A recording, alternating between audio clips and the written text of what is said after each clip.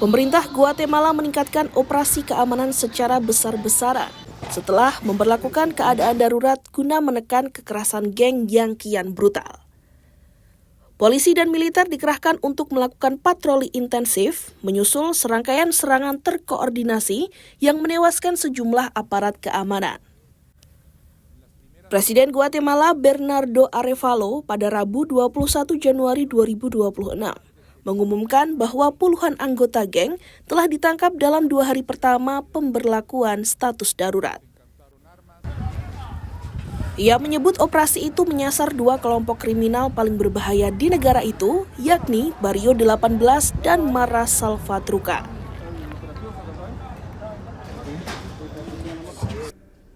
En las primeras 48 horas del estado de sitio, el Ministerio de Gobernación ha detenido ya a 23 pandilleros del Barrio 18 y de la Mara Salvatrucha. Se incautaron armas, se recuperaron vehículos de distinto tipo con reportes de robo o otros que han estado asociados a la comisión de hechos delictivos. Bernardo menambahkan aparat juga menyita senjata api serta kendaraan yang digunakan dalam aktivitas kriminal.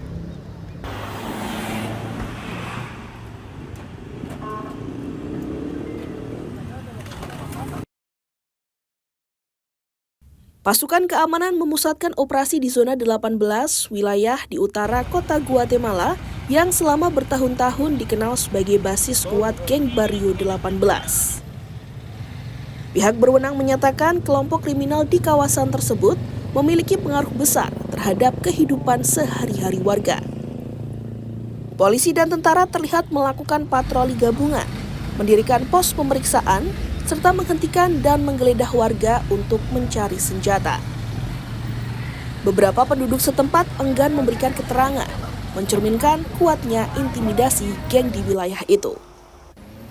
Juru bicara Kepolisian Sipil Nasional, George Aguilar, menegaskan bahwa keadaan darurat ini difokuskan pada konfrontasi langsung dengan struktur kriminal utama.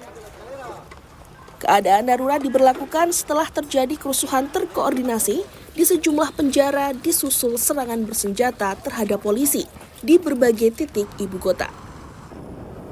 Dalam insiden tersebut, sedikitnya 10 petugas kepolisian tewas, sementara lainnya mengalami luka-luka.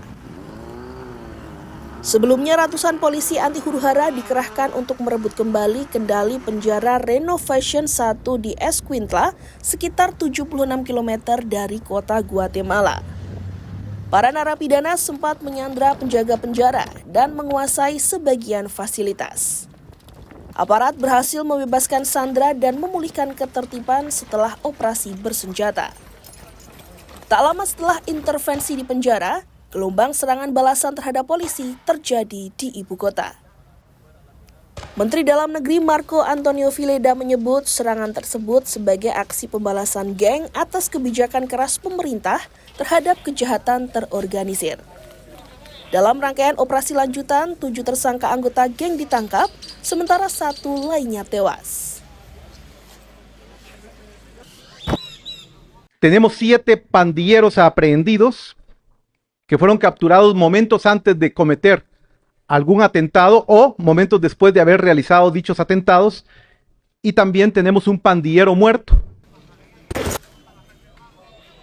Menyikapi situasi ini, Kongres Guatemala menyetujui pemberlakuan keadaan darurat selama 30 hari yang memberikan kewenangan lebih luas kepada aparat keamanan. Langkah ini memungkinkan pembatasan pergerakan dari perkumpulan serta penahanan tersangka tanpa surat perintah pengadilan.